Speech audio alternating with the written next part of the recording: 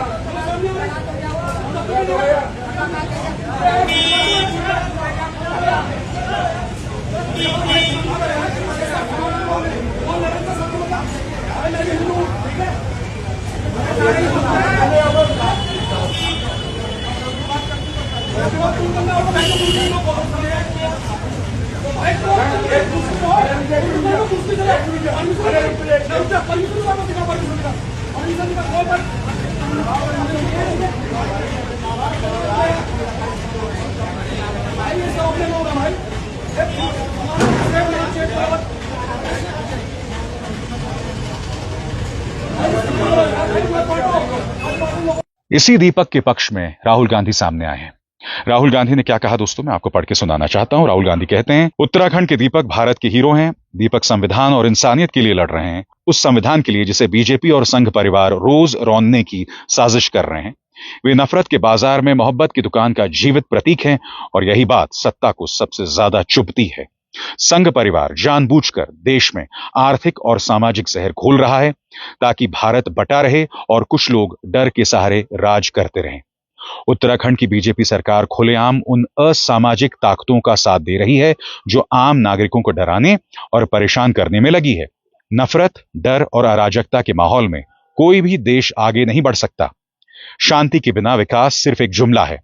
हमें और दीपकों की जरूरत है जो झुके नहीं, जो डरे नहीं और जो पूरी ताकत से संविधान के साथ खड़े रहे। हम तुम्हारे साथ हैं भाई, डरो मत, तुम बब्बर शेर हो। अब मैं आपको वीडियो दिखाना चाहता हूं। 24 घंटे बाद बजरंग दल के वो कार्यकर्ता आ गए। पुलिस की मौजूदगी थी और देखिए किस तरह की हिंसक हरकतें कर रहे हैं। ये जो बजरंग दल के कार्यकर्ता है ना, इनका खून तब नहीं खौलता जब एक हिंदू लड़की अंकिता भंडारी को मौत के घाट उतार दिया जाता है और आरोपी होता है भाजपा नेता का बेटा। तब इनका खून नहीं खौलता। देखिए किस तरह की हरकतें कर रहे हैं।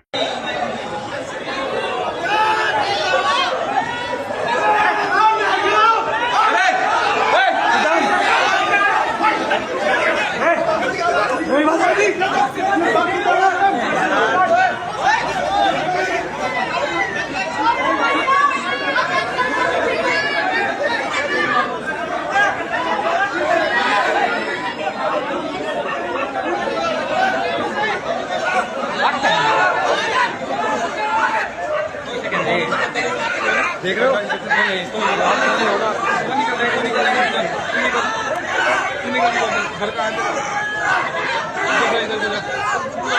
जा बचा यार,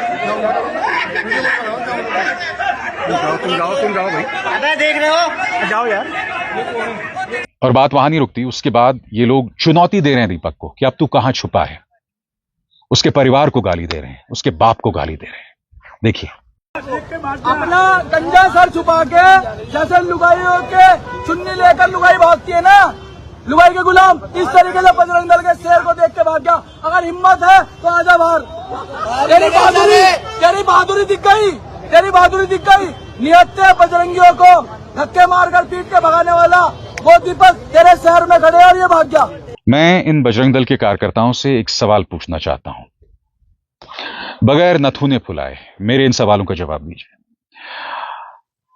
नोएडा में एक हिंदू लड़का, उसकी गाड़ी जा रही थी, उसकी गाड़ी एक गड्ढे में गिर जाती है, गड्ढा पानी से भरा होता है।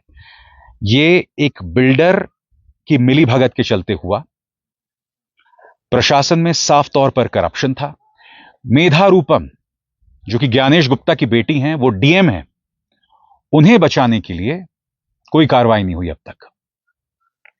बिल्डर पर कार्रवाई हुई, कुछ इक्का दुक्का गिरफ्तारी हुई, मगर मेधा रूपम से कोई जवाबदेही नहीं, जबकि वो डीएम थी।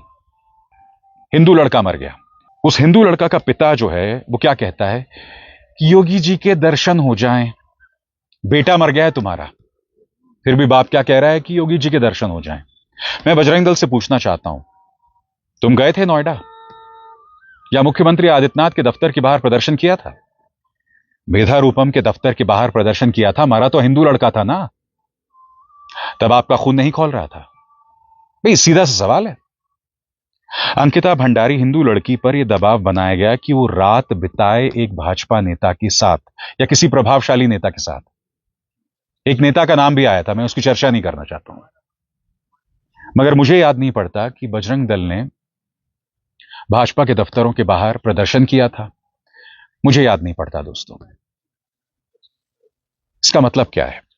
इसका मतलब यह है कि बजरंग दल का सिर्फ एक कर्तव्य है कि भारतीय जनता पार्टी की राजनीति को आगे करना और उसका पिछलग्गू बना रहना। आपका कोई नाता नहीं है हिंदू अस्मिता के साथ। हिंदू लड़कियों की अस्मिता तार तार होती रहे। अगर तो कोई मुस्लिम है तो आप बवाल करेंगे, अत्याचारी मुस्लिम है, आरोपी मुस्लिम है तो आप बवाल करेंगे, मगर अगर आरोपी और अत्याचारी भाजपा से जुड़ा हुआ है तब आप कुछ नहीं करते हैं। आप वहां बिल्कुल सवाल नहीं करते जहां स्थितियां भाजपा के लिए थोड़ी मुश्किल पैदा कर सकती हैं। आपकी पूरी कोशिश रहती है कि भाजपा के लिए सब कुछ आसान रहे। अब देखिए दोस्तों, यही लोग जो दीपक को धमका रहे हैं, ये लोग देहरादून के एक स्कूल में जाते हैं। क्यों? और वहां कहते हैं कि तुम लोग एक इस्लामिक गाना चला रहे हो। कौन सा गाना है दोस्त? आपको याद होगा, बहुत पहले एक फिल्म आई थी जिसका नाम था बर्निंग ट्रेन। उसमें गाना था। वो गाना क्या था कि तेरी है जमीन तेरा आसमान, तू बड़ा मेहरबान तू बख्शीश कर, सभी हैं तेरे तू सभी का, खुदा मेहरबान तू बख्शीश कर। अब इसमें खुदा शब्द का जिक्र है। स्कूल्स में गाने अक्सर गाए जाते हैं। ये लोग आते हैं, वहां दबंगई दिखाते हैं। वहां एक टीचर होती है, वो कहती है बेटा तुम जानते हो कबीर कौन थे? इन्होंने कबीर को भी मुसलमान बता दिया। वो वीडियो मैं आपको दिखाऊंगा, मगर उससे पहले मैं आपको याद दिलाना चाहता हूं, उत्तराखंड के ही मसूरी में बुल्ले शाह की प्रतीकात्मक मजार को तोड़ दिया गया, उन्हें पाकिस्तानी बताकर। वो बुल्ले शाह जो एक सूफी संत थे, जो बराबरी की वकालत करते थे, जो धर्म में आडंबर के खिलाफ थे, सूफी संत होते हुए, मुस्लिम होते हुए, मगर तुमने उनकी मजार को तोड़ दिया। और ये कहां हुआ? उत्तराखंड में। उत्तराखंड में रोज इस तरह की मिसालें सामने आ रही हैं। और देखिए, ये लोग स्कूल जाते हैं, प्रिंसिपल के साथ किस तरह की बदतमीजी करते हैं। वो टीचर इन्हें समझा रही है, उनके साथ किस तरह की दबंगई कर रहे हैं। ये है इनकी दबंगई, देखा जाए। हनुमान चालीसा भी चलाओ, फिर यहाँ हनुमान चालीसा भी चलाओ, सुंदरकांड का पाठ भी कराओ, यहाँ फिर उल्टी बात कर रहा चलाए जाते हैं ना। खुदा मेरे जो इस देहरा पब्लिक स्कूल में जो माँ बाप अपने बच्चों का एडमिशन यहाँ पे करा रहे हैं, उन लोगों के लिए भी ये वीडियो है कि आप भी सोचिए कि आप अपने बच्चों को एडमिशन कराने कहाँ भेज रहे हैं। आप पढ़ने के लिए भेज रहे हैं, मुस्लिम तुष्टिकरण करने के लिए भेज रहे हैं। स्कूल ने आपने मदरसा बना दिया इसको। रहीम नहीं सुना। कबीर जी ने किसकी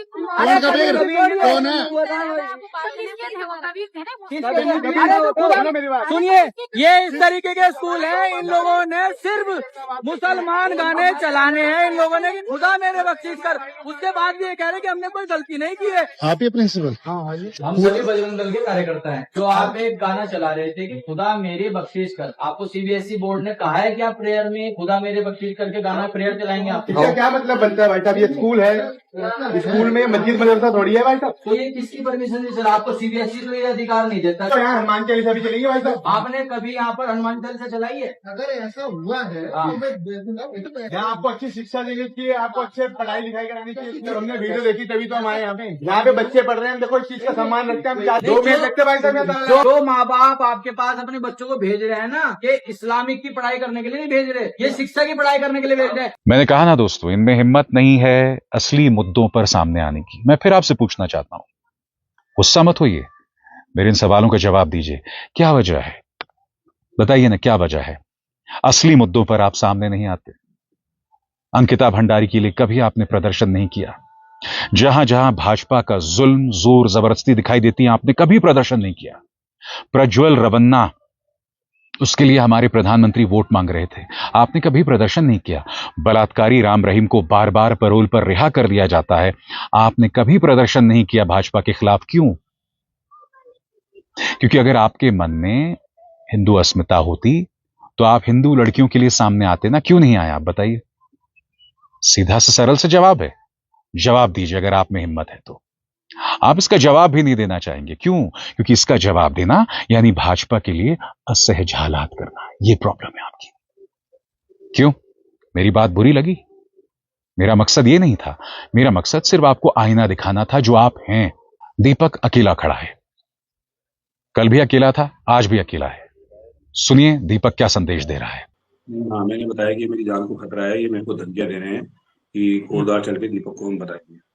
तो उसके बाद ये लोग आते हैं आज 11-12 बजे करीबन आते हैं, 1:30 बजे करीबन ये आते हैं कोटद्वार।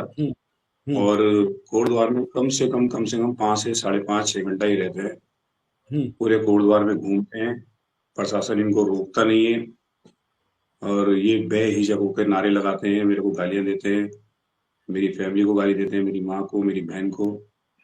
ठीक है, तो ये मेरे को गालियां देते हैं। पूरा प्रशासन इनके साथ घूम रहा है, इनको ये नहीं मना कर रहा, रोक नहीं रहा इनको प्रशासन। सबसे बड़ी बात ये है।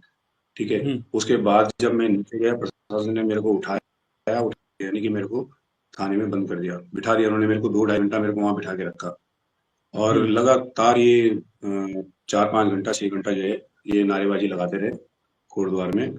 मेरे जिम के सामने एक ग्राउंड है, ग्राउंड में ये सब इकट्ठा हो जाते हैं, 150-200 लड़के करीबन होते हैं, और वहां से चिल्ला चिल्ला कर ये अपना जो इन्होंने बोलना था गन, इन्होंने वो गन बका, और पुलिस प्रशासन वहीं पर था। पुलिस प्रशासन ने ये नहीं करा कि इनको भगा दो, और उल्टा उन्होंने मेरे को उठाकर जो है थाने में बंद कर दिया। दीपक, ऐसा भी कह सकते हैं इसको कि पुलिस प्रशासन ने जो आपको कॉर्डन ऑफ किया या आपको सेफ रखने के लिए ये सब चीजें की, ऐसा नहीं कह सकते इसको? अगर मेरे को, चलो मैं मानता हूँ सर कि मेरे को सेफ रखने के लिए उन्होंने किया, मैं मानता हूँ इस चीज को जी कि ये बात मेरे हिसाब से तो ये बात मेरी समझ में नहीं आती कि दूसरे शहर से यहाँ पर लोग आते हैं और जी अच्छी खासी तादाद में आते हैं, जी और पुलिस प्रशासन उन पे कोई जोर नहीं चला रहा है, उल्टा जोर मेरे पे चला रहा है। मेरे को मतलब थोड़ा बहुत हटा भी रहा है, डांट भी रहा है। तो मैं उनको ये बोल भी रहा हूँ कि भाई, मैंने कहा मैं तो यहीं का रहने वाला वासी हूँ, तो मेरे ऊपर इतना मतलब जोर क्यों चला रहे हो? मैंने कहा वो तो बाहर से आ रहे हैं, उनको भगाओ। मैंने कहा सीधी सी बात है, माहौल वैसे ठंडा हो जाएगा। मगर नहीं। दीपक बजरंगबली का भक्त है और उसी बजरंगबली की सोच को आगे बढ़ाते हुए वो एक बुजुर्ग मुसलमान की हिफाजत करने के लिए सामने आया था।